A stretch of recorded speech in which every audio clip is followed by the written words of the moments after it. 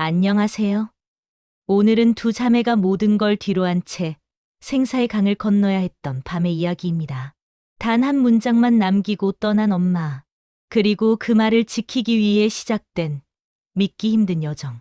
그 밤, 강에서는 무엇이 그들을 기다리고 있었을까요? 함경북도 해산시의 낡은 집 한 채에서 유나와 윤별은 마지막으로 엄마의 손을 잡았어요. 그 손은 거칠었어요. 수십 년을 일해온 손이었거든요. 주름이 깊었고 굳은 살이 가득했죠. 하지만 그 손을 만지는 순간 유나는 알았어요. 이 손이 자신들을 낳았고 이 손이 자신들을 키웠고 그리고 이제 이 손이 자신들을 풀어주려 한다는 걸. 엄마의 목소리는 작았어요. 마치 더 이상 힘이 남지 않은 사람처럼. 한국에 가서라도 살아라. 단 10글자였어요. 하지만 그 말 속에는 새 10년의 모든 희망과 절망, 그리고 마지막 결단이 담겨 있었죠. 엄마는 유나의 이마에 입을 맞췄어요. 그리고 윤별의 뺨을 손가락으로 천천히 쓸어내렸어요. 마치 영원히 그 감촉을 기억하고 싶다는 듯이. 아무 말도 더하지 않았어요. 더 이상 말하면 자신이 무너질까봐였을 거예요. 엄마는 돌아서서 집 안으로 들어갔어요. 그 뒷모습을 바라보며 유나는 생각했어요. 저 등은 다시 보지 못할 등이구나. 이것이 정말 마지막이구나. 그 순간부터 모든 게 무겁고 깊어졌어요. 마치 누군가 자신의 가슴에 돌을 놓은 것 같았죠. 그날 밤, 두만강 앞에 섰을 때 그 돌이 더욱 무거워졌어요. 강은 생각보다 훨씬 넓었어요. 그리고 검었어요. 겨울밤의 강물은 마치 검은 피처럼 흘렀죠. 강은 아무 감정도 없이 흐르고 있었어요. 수많은 사람의 목숨을 빨아먹으면서도 아무렇지도 않게.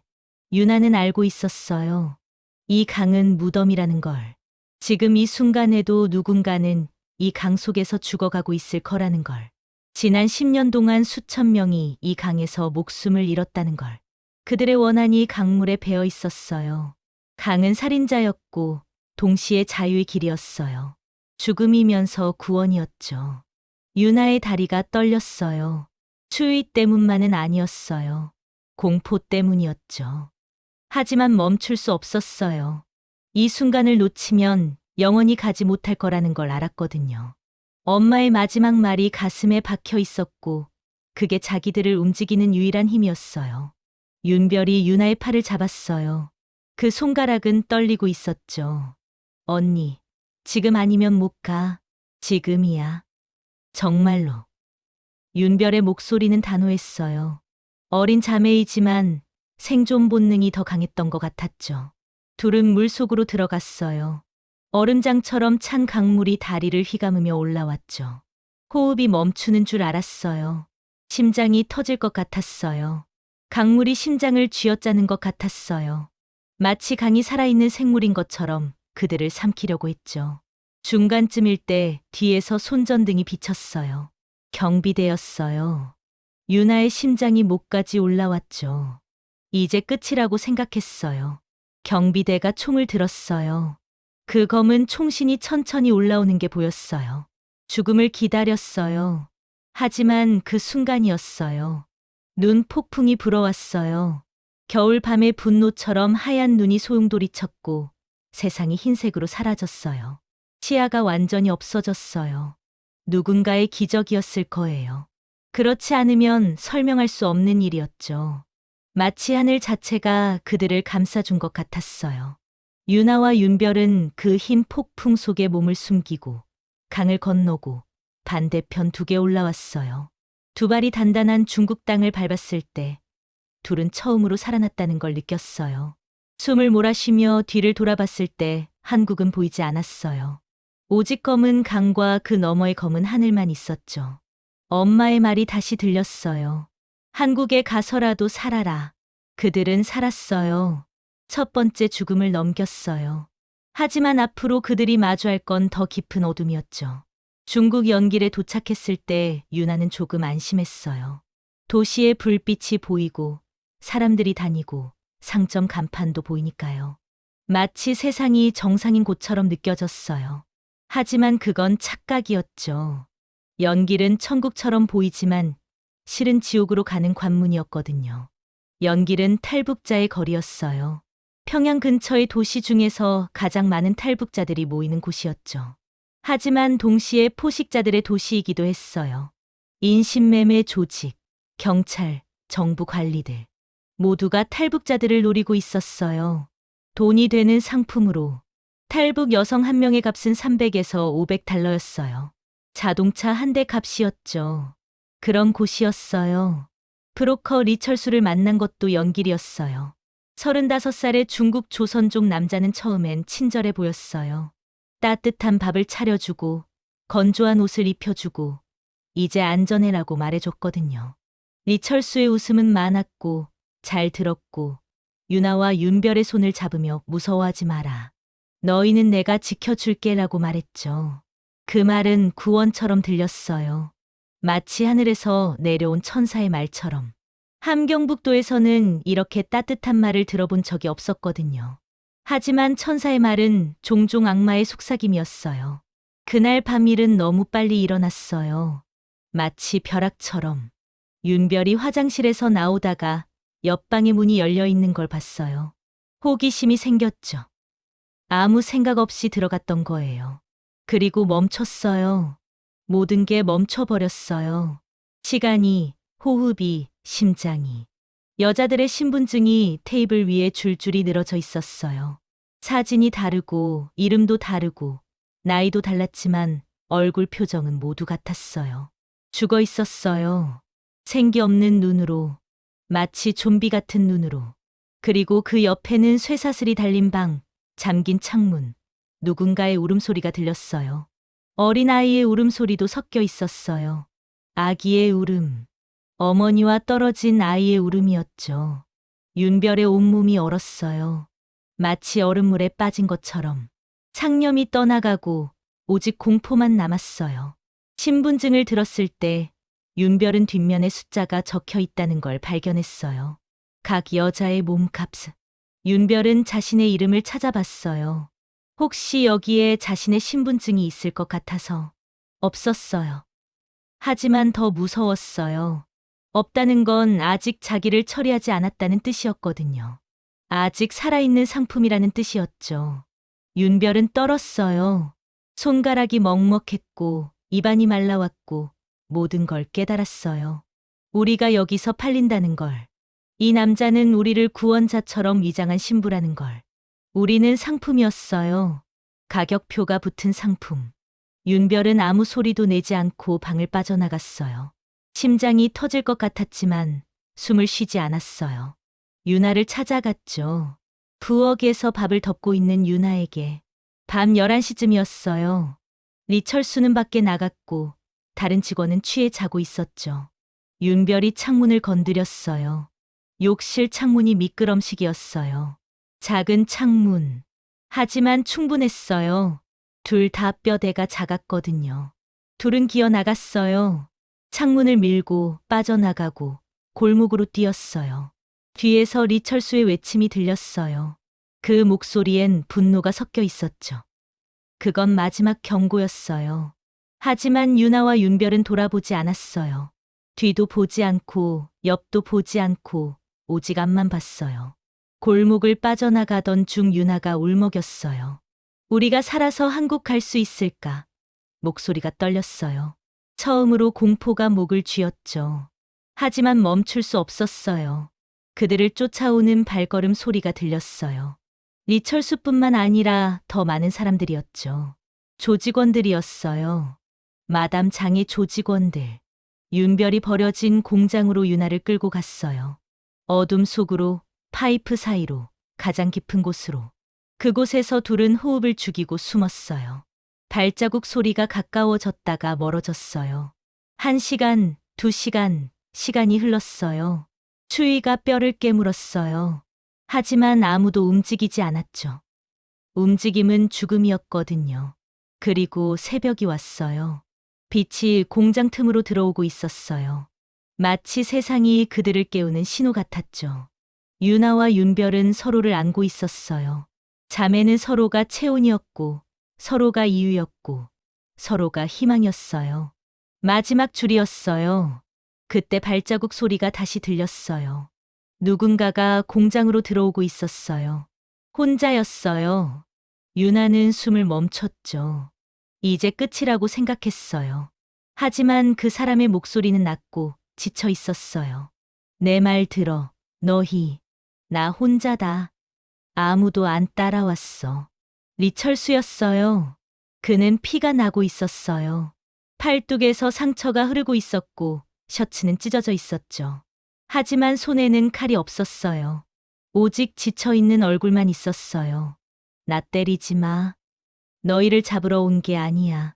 리철수의 목소리는 다른 사람 같았어요. 마치 내부에서 뭔가가 바뀐 것처럼. 너희 때문에 마담 장이 미쳤어.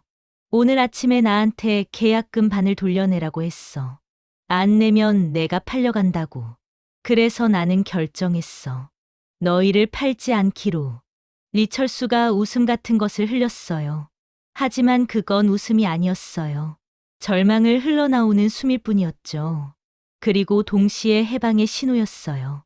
마치 누군가 감옥에서 풀려나가는 사람처럼. 내 여동생이 있었어. 20살 때 도망쳤어. 남한으로가 아니라 베트남으로. 나는 돈이 없어서 도와주지 못했어. 하지만 여동생은 혼자 갔어. 그리고 그 길도 지옥이었어. 베트남도 천국이 아니었어. 거기서 팔려가는 걸 막지 못했어. 태국에 팔려갔고, 거기서 폐병에 걸렸고, 의료비가 없어서 죽었어. 25살에 리철수의 목소리가 떨렸어요. 눈물이 흐르고 있었죠. 나는 그 약속을 지키지 못했어. 여동생을 못 살렸어. 그래서 나는 너희를 살리기로 했어. 내 여동생을 대신해서. 그건 내 마지막 기회였어. 내가 인간으로 살아갈 마지막 기회였어. 유나는 천천히 다가갔어요. 리철수의 팔뚝을 봤죠. 칼로 맞은 상처였어요. 마담 장의 사람들과 싸운 거였을 거예요. 리철수는 자신의 목숨을 걸고 이 자매를 지켜낸 거였죠. 그의 행동은 이미 그의 선택을 말하고 있었어요. 라오스 국경에 가까워지면서 풍경이 완전히 바뀌었어요. 도시가 사라지고 시멘트가 사라지고 오직 밀림만 남았죠. 녹색의 무한한 밀림.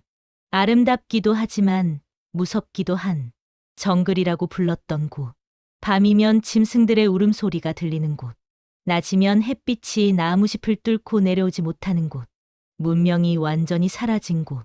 인간의 법도 인간의 도덕도 통하지 않는 곳. 리철수는 현지 가이드를 고용했어요. 한 번에 10명씩 국경을 넘긴다는 중국 조선족 가이드였죠. 이름은 김구라고 했어요. 30 정도 되어 보였지만 눈은 훨씬 나이가 들어 보였어요. 이미 수백, 수천의 탈북자들을 이 길로 보냈기 때문이었을 거예요. 그의 눈엔 더 이상 인간이 보이지 않았어요.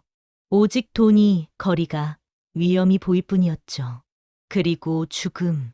항상 죽음만 보이는 눈이었어요. 이틀만 참아. 이틀이면 태국 국경이다. 그럼 넌 자유야. 내 죽음은 내 책임이고 내 생존도 내 책임이다. 내가 할 일은 길을 보여주는 것뿐이다. 가이드의 말은 차가웠어요. 하지만 정직했죠. 그건 자비 없는 현실의 말이었어요. 하지만 그 이틀은 지옥이었어요. 밀림을 가며 발을 헛디디고 넘어지고 다시 일어나고를 반복했어요. 유나의 팔이 피를 흘렸고 윤별의 다리가 부었고 리철수는 뒤에서 계속 말했죠. 더 가. 멈추면 끝이다. 멈추면 봐. 맹수들이 나와. 뱀들이 나와. 죽음이 나와. 리철수는 거짓말을 했어요. 하지만 거짓이 아니었죠. 이 밀림에서 멈추면 정말 죽는 거였거든요. 첫날 밤, 한 여자가 넘어졌어요. 탈북자 중 한 명이었죠. 나이는 50 정도 되어 보였어요. 다리가 부러진 것 같았어요. 리철수가 물었어요. 계속 갈 수 있어? 여자는 고개를 저었어요. 리철수는 아무 말도 하지 않았어요. 다만 가이드에게 돈을 건넸죠. 여자를 뒤에 두고 가기 위한 입장료. 그 여자에 대한 침묵. 그 장면은 윤별의 눈에 박혔어요. 생존 게임에서 약자는 버려진다는 걸. 그리고 그 버려짐을 돈으로 산다는 걸. 생명의 가치가 돈으로 환산된다는 걸 윤별은 그때 깨달았어요. 우리가 살기 위해선 누군가는 죽어야 한다는 걸. 그리고 그 누군가는 우리보다 약한 누군가라는 걸. 이건 약육강식의 법칙이었어요. 문명이 통하지 않는 곳의 진실이었죠. 그 밤 라오스 국경군과 만났어요. 가이드가 먼저 경고했어요. 멈춰. 움직이지 마. 조용히 해. 하지만 너무 늦었어요. 총을 든 군인들이 나타났거든요. 6명이었어요. 라오스의 국경군은 탈북자들에게 관대하지 않았죠. 강제 송환은 물론이고 가끔은 다른 일들도 벌어졌거든요. 유나는 그 가능성들을 모두 생각했어요. 그리고 그 모든 가능성으로부터 윤별을 지켜야 한다고 생각했죠. 리철수가 나섰어요. 천천히 손을 들며 항복의 몸짓으로 나랑 협상하자. 이 여자들 2명은 놔줘. 나는 경찰에 신고하지 않겠어. 금도 줄 거고. 대신 이 둘은 놔줘. 군인 대장이 웃음을 흘렸어요. 그건 낡은 웃음이었죠. 장난이 아니라 어떤 다른 의도의 웃음이었어요. 약탈자의 웃음이었거든요. 싸움이 시작됐죠. 리철수 대 6명의 군인. 가능성 없는 싸움이었어요. 하지만 리철수는 계속 싸웠어요. 넌 도망쳐, 둘 다. 지금 뛰어. 리철수가 외쳤어요. 목이 터질 정도로 모든 인간미를 태워가며 윤별이 유나의 손을 잡았어요. 가자. 언니, 철수 오빠가 말했잖아. 가자. 그제야 유나는 달렸어요. 밀림을 헤치며 앞이 보이지 않는 어둠 속으로. 뒤에는 리철수의 비명이 들렸어요. 그리고 그 비명은 점점 작아졌어요. 거리가 멀어지면서 밀림이 그 소리를 삼켰어요. 영원히 돌아오지 않은 목소리로. 태국 이민국의 구금시설은 예상외로 깨끗했어요. 하지만 깨끗함은 절망의 또 다른 형태였죠. 죽음이 아니라 무한한 기다림. 언제 강제 송환될지 모르는 기다림. 그 기다림이 때론 죽음보다 무서웠어요. 왜냐하면 죽음은 끝이지만 기다림은 계속되거든요. 아무 끝이 없는, 아무 희망도 없는 기다림. 유나와 윤별은 그 시설에 도착했을 때 바닥이 깨끗하다는 게 어떤 의미인지 알았어요. 그건 이곳이 감옥이라는 뜻이었거든요. 깨끗하면 깨끗할수록 더 견고한 감옥이라는 뜻이었죠. 유나와 윤별은 다른 탈북자들과 한 방에 들어갔어요. 많은 사람들이 있었죠. 남자, 여자, 심지어 어린아이도. 모두 같은 꿈을 가지고 있었어요. 한국. 그 말 하나만으로 모두가 묶여 있었죠. 한국에 가면 모든 게 나아질 거라고 믿으며 자유를 얻을 거라고 생각하며 하지만 모두가 그곳에 갈 수 있을지 없을지는 알 수 없었어요. 그리고 가더라도 그것이 정말 끝일지 아니면 또 다른 시작일지도 몰랐어요. 한 방에는 새 아이를 키우는 엄마도 있었어요. 나이는 30 정도였지만 눈은 훨씬 늙어 보였어요. 그 엄마는 밤마다 아이들에게 한국 이야기를 들려주곤 했죠. 한국엔 아이스크림이 있어. 밥이 많이 있어. 아이들이 학교에 갈 수 있어. 엄마가 법적으로 엄마가 될 수 있어. 그래서 우리는 한국에 가야 하는 거야. 아무리 힘들어도. 그 엄마는 자기 아이들에게 거짓말을 하는 것 같았어요. 하지만 그건 거짓이 아니었어요. 그건 기도였어요. 신에게 드리는, 자식에게 전하는 기도였죠. 수용소의 밤은 조용했어요. 누군가는 울고, 누군가는 기도하고, 누군가는 자기 자식을 안고 있었죠. 그리고 누군가는 죽음을 기다리고 있었어요. 강제 송환은 곧 죽음과 같았거든요. 북한의 정치범 수용소는 더 큰 무덤이었으니까요. 유나와 윤별은 처음으로 마음껏 울 수 있었어요. 더 이상 움직여야 하는 상황이 없으니까요. 더 이상 숨을 쉬지 않아도 되니까요. 더 이상 누군가의 살인을 목격하지 않아도 되니까요. 더 이상 선택에 시달리지 않아도 되니까요. 우리가 여기까지 왔어. 윤별이 중얼거렸어요. 그건 신기여도 했고 불신이기도 했죠. 정말 자기들이 라오스 밀림에서 나왔을까? 정말 리철수가 죽었을까? 아니면 꿈일까?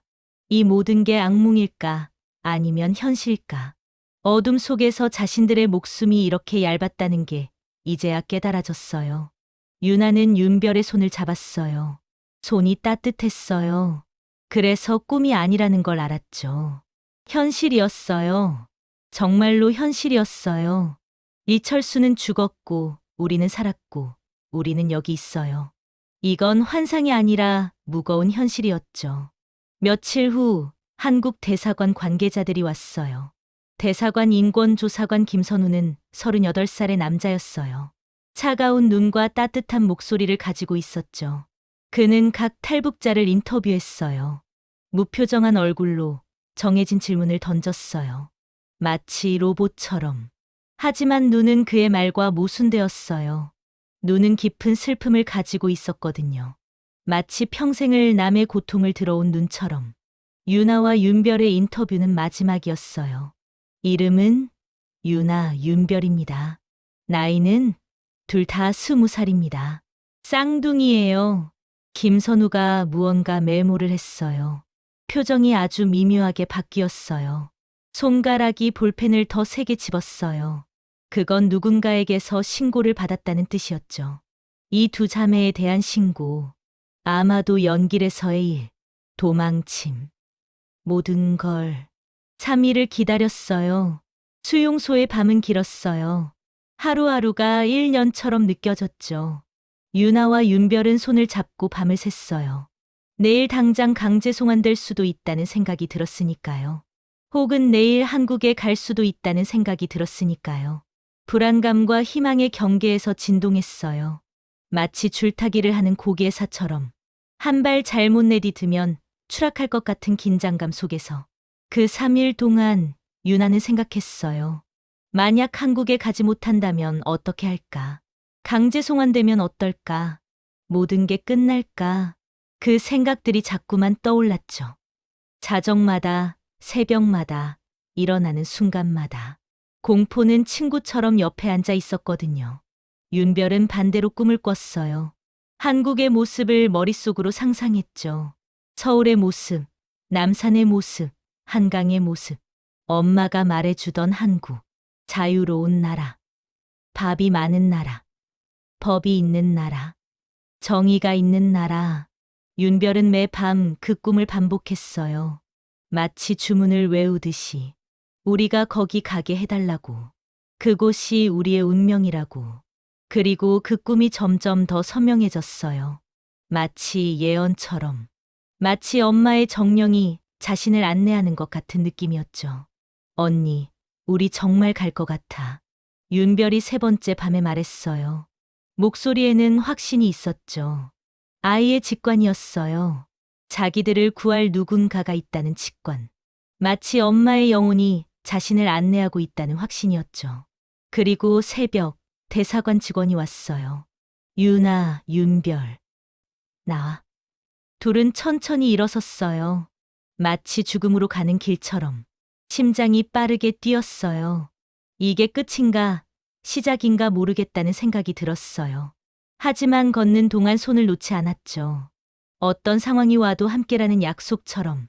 그 손을 놓은 순간 모든 게 끝날 거라는 생각이 들었거든요. 회의실 같은 방으로 들어갔어요. 거기엔 김선우가 있었어요. 그리고 한 명의 태국 관리자가 있었죠. 그리고 또 다른 사람이 있었어요. 아마 법무사나 정부 관계자였을 것 같았어요. 정장을 입은 남자였어요. 진지한 표정으로. 유나는 긴장했어요.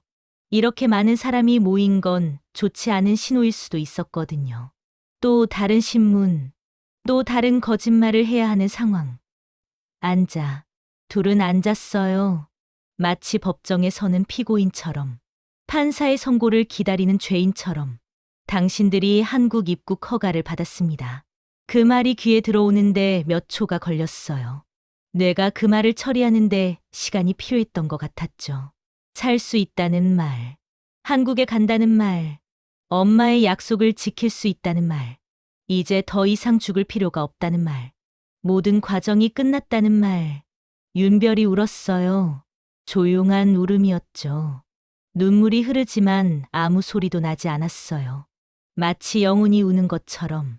더 이상 억지로 강한 척할 필요가 없다는 깨달음 속에서 유나도 울었어요. 하지만 그 울음은 바뀌었어요.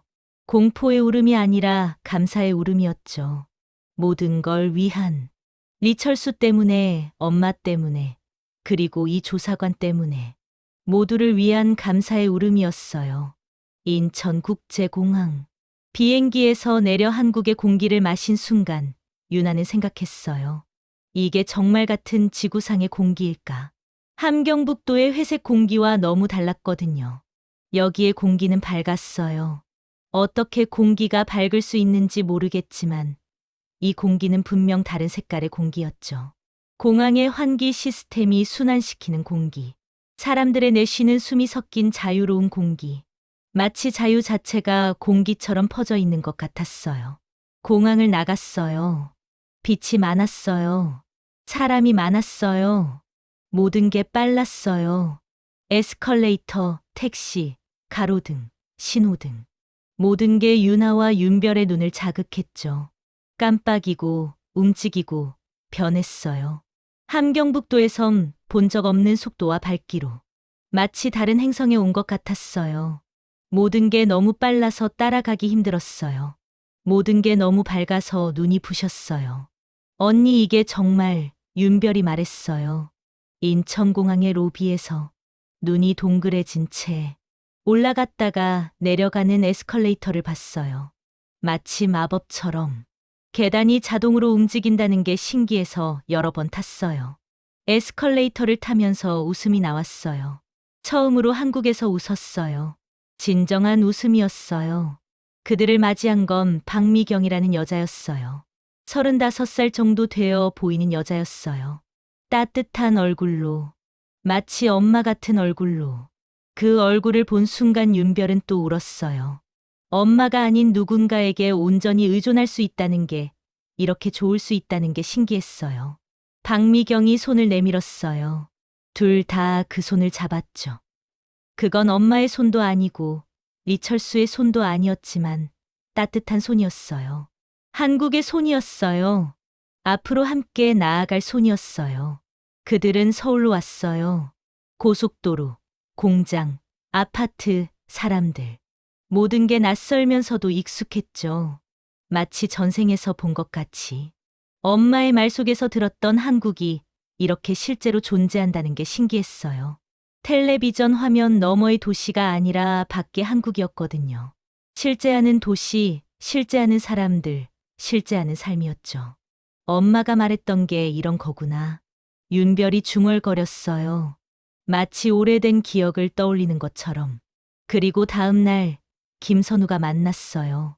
그는 서울의 한 카페에서 유나와 윤별을 만났죠. 이번엔 다른 복장이었어요.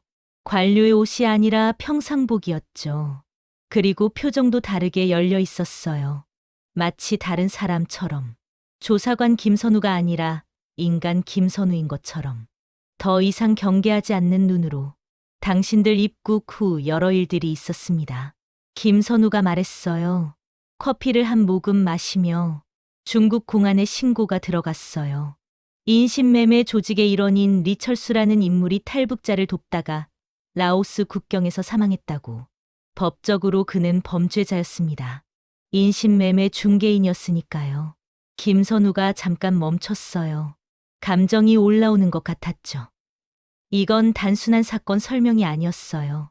이건 한 사람의 영혼에 대한 추모였거든요. 존경하는 사람에 대한 추모였어요. 하지만 당신들을 구하기 위해 목숨을 바쳤습니다. 중국 정부는 그를 범죄자로 취급하지만 대한민국과 국제인권단체들은 그를 영웅으로 취급하기로 결정했습니다. 유엔 난민위원회도 마찬가지예요. 리철수라는 인물이 얼마나 위대했는지를 알려주기 위해서죠. 그가 범죄로 시작했지만 사랑으로 끝났다는 걸. 비행기의 창을 통해 서울을 내려다봤을 때 유나는 생각했어요. 저 아래 몇억 명의 사람들이 살고 있고 그 중에 우리도 포함된다는 것을. 밤의 서울은 수억 개의 불빛으로 반짝였어요. 마치 하늘의 별들이 내려온 것처럼. 각 불빛은 누군가의 집이었고 누군가의 꿈이었고 누군가의 사랑이었죠. 유나는 생각했어요. 우리도 저 불빛 중 하나가 될 거야 하는 생각이 들었거든요. 더 이상 어둠 속에 있지 않고 밝은 불빛으로 누군가를 밝혀주는 존재가 될 거라고. 한국 정착 일주일 후 유나와 윤별은 서울 강남의 작은 원룸을 배정받았어요. 박미경이 함께 가서 생활용품을 사주고 인터넷을 연결하고 밥을 지어줬죠. 엄마는 아니었지만 엄마의 자리를 조금은 채워주는 누군가였어요. 박미경은 그들이 필요로 하는 것들을 모두 챙겨줬어요. 침대, 베개, 이불, 냄비, 밥솥, 숟가락, 생활의 모든 것. 마치 엄마가 딸을 위해 준비하듯이. 그리고 밤이 되면 옆에 앉아 지난 이야기를 들어주었어요. 아무 판단 없이, 아무 조언 없이, 그냥 들어주었어요. 당신들이 할 일은 이제 살아가는 거예요. 일을 찾을 수도 있고, 학교를 갈 수도 있고, 누구와 사랑을 할 수도 있어요. 모든 게 자유예요. 모든 게 당신들의 선택이에요. 이전에는 누군가가 당신들을 위해 결정했지만, 이제는 당신들이 스스로 결정할 수 있어요. 그것이 자유의 시작입니다. 당신들을 기다리는 건 제약이 아니라 가능성입니다. 박미경이 가고 나서 유나와 윤별은 원룸의 작은 창문을 통해 한강을 봤어요. 야경 속에 흐르는 한강. 두만강이 아니라 깨끗하고 밝은 한강. 그 한강을 보며 유나는 생각했어요. 이 강도 누군가에겐 경계였을까? 이 강도 누군가를 지켜냈을까? 아니다. 이 강은 사람들을 연결했어요. 남과 북을 나누지 않고, 계급을 나누지 않고 모두를 품는 강이었어요. 우리 여기 살 거야? 윤별이 물었어요. 여전히 현실감이 없는 듯. 마치 언제든 깨어날 꿈 같은 느낌이었어요. 응, 여기서 함께 유나가 대답했어요. 이번엔 확신이 담긴 목소리로. 우리는 죽지 않았고, 우리는 여기 왔고, 우리는 살아갈 거야 하는 확신이. 더 이상 누군가의 결정에 좌우되지 않는다는 확신이었어요. 그리고 그 밤, 유나는 처음으로 한국의 밥을 차렸어요. 편의점에서 사온 김밥과 라면이었지만 두 자매에게는 그게 황제의 밥이었어요. 함경북도에선 한 달에 한 번 먹을 수 있는 밥. 중국 연길에선 생명 대가로만 먹을 수 있는 밥. 태국 수용소에선 먹을 수 없었던 밥. 라오스 밀림에선 생각조차 할 수 없었던 밥. 먹으면서 눈물을 흘렸죠. 언니, 우린 정말 살았어. 윤별이 밥을 먹으며 말했어요. 목소리는 떨렸지만 얼굴에는 미소가 있었죠. 처음으로 전혀 다른 이유로 웃는 미소였어요. 공포가 아니라 기쁨으로 흘러나오는 미소였죠. 감사로 채워진 미소였어요. 응, 우리 정말 살았어. 그리고 앞으로 계속 살 거야. 유나가 윤별의 손을 잡았어요. 원룸의 작은 식탁 위에서 한강의 야경을 배경으로 두 자매의 손이 맞닿은 순간 모든 게 완성되는 느낌이 들었어요. 그 순간이었어요. 대사관 직원이 찾아왔어요. 늦은 저녁이었어요. 유나, 윤별 씨. 저는 리철수 씨와 관련된 일로 왔어요. 직원이 편지를 건넸어요. 낡은 편지였죠. 황갈색으로 변색된 편지. 밀림의 습기와 흙의 냄새가 배어 있었어요. 마치 그곳에 모든 고통이 배어 있는 듯한. 이건 리철수 씨가 라오스에서 남긴 마지막 편지입니다. 태국 현지 사람이 찾아서 대사관에 전달했어요. 아마 리철수 씨가 강제로 묻혀 있던 곳에서 나온 것 같습니다.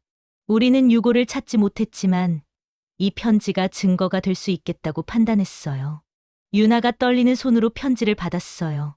편지의 글씨는 리철수의 글씨였어요. 손이 많이 떨렸어요. 마치 죽음 앞에서 쓴 글씨처럼.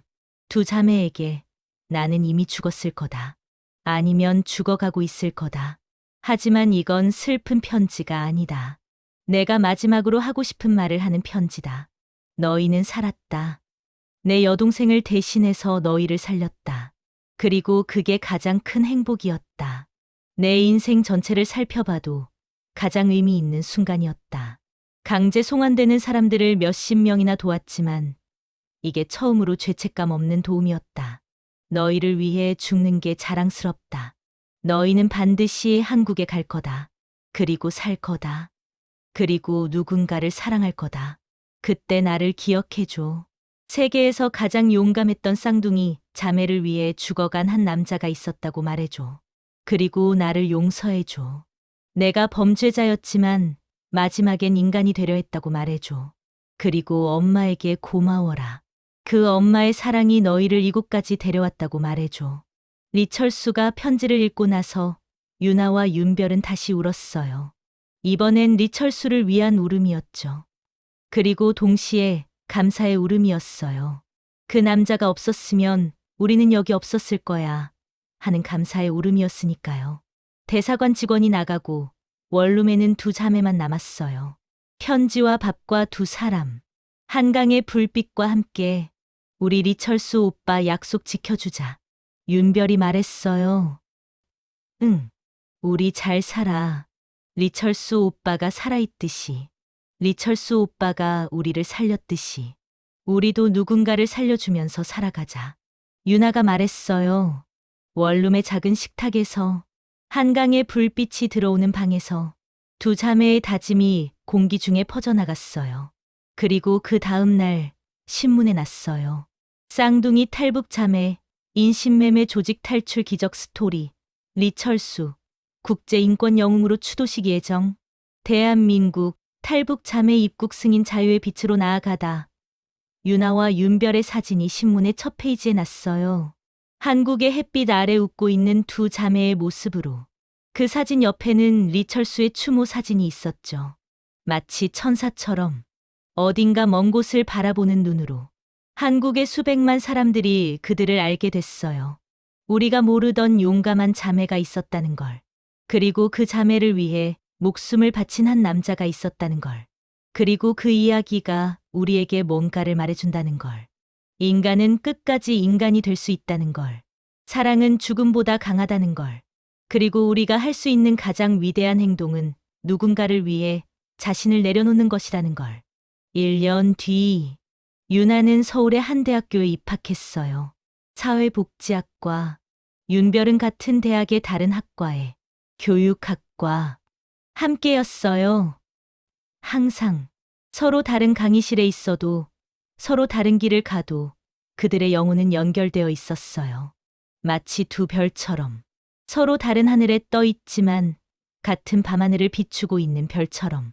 졸업식 날 유나는 연단에 서서 말했어요. 마이크를 잡은 손이 떨렸어요. 저는 자매입니다. 엄마의 마지막 말을 지키며 여기까지 왔습니다. 그 과정에서 우리를 지켜주신 많은 분들이 있습니다. 그 중 가장 큰 분은 리철수라는 한 남자입니다. 그는 저희가 살아야 한다고 믿었고 그 믿음으로 자신의 생명을 주셨습니다. 유나의 목소리가 떨렸어요. 하지만 멈추지 않았죠. 강당의 수천 명의 학생들, 교수들, 학부모들 앞에서 모두가 그녀를 보고 있었어요. 그 여자가 누군가의 딸이었고, 누군가의 누나였고, 누군가의 친구였다는 걸 알았어요. 저는 약속합니다. 우리는 잘 살겠습니다. 리철수님처럼, 엄마처럼, 이 나라의 다른 탈북자들처럼 살겠습니다. 그리고 누군가의 엄마가 되고, 누군가의 누나가 되고, 누군가의 친구가 되어 살겠습니다. 리철수님이 그랬듯이 우리도 누군가를 살려주면서 관중석에서 박미경이 눈물을 흘리고 있었어요. 그리고 김선우도 있었죠. 맨 뒤 서서 조용히 그들은 이 자매의 성장을 지켜봤어요. 공포에서 해방으로, 죽음에서 삶으로, 절망에서 희망으로. 그리고 무대 아래 윤별이 웃고 있었어요. 언니의 연설을 들으며 자매가 약속을 지키고 있다는 걸 알면서 리철수가 원했던 그대로 유나가 무대를 내려왔을 때 윤별이 달려와서 안았어요. 언니, 우리 했어. 우리 정말 했어. 두 자매는 서울의 햇빛 속에서 대한민국의 땅 위에서 마침내 엄마의 약속을 이행하고 있었어요. 앞으로의 삶이 언제나 쉬울 리는 없을 거예요. 그들은 트라우마를 안고 살아갈 거고 그들의 뒤에는 항상 두만강이 보일 거예요. 라오스의 밀림도, 중국의 골목도, 태국의 수용소도 기억될 거예요. 그 기억들은 지워지지 않을 거고 아마 그들은 평생 그 꿈을 꿀 거예요. 밤마다 다시 도망치고, 다시 숨고, 다시 죽는 꿈을. 하지만 그들은 살았어요. 함께 살았어요. 서로를 지키며 살았어요. 그리고 누군가를 위해 자신의 목숨을 바친 한 남자를 기억하며 살았어요. 엄마의 말처럼 어떤 일이 있어도 서로를 버리지 않고, 리철수의 믿음처럼 반드시 살겠다는 약속을 지키며 한국의 밝은 햇빛 아래에서. 오늘의 사연 마음에 와 닿으셨나요? 이야기 속 인물의 이름과 직업은 사연자분의 안전을 위해 일부 각색되었음을 알려드립니다. 구독과 좋아요, 알림 설정은 저에게 큰 힘이 됩니다. 시청해 주셔서 감사합니다. 북한사연연구소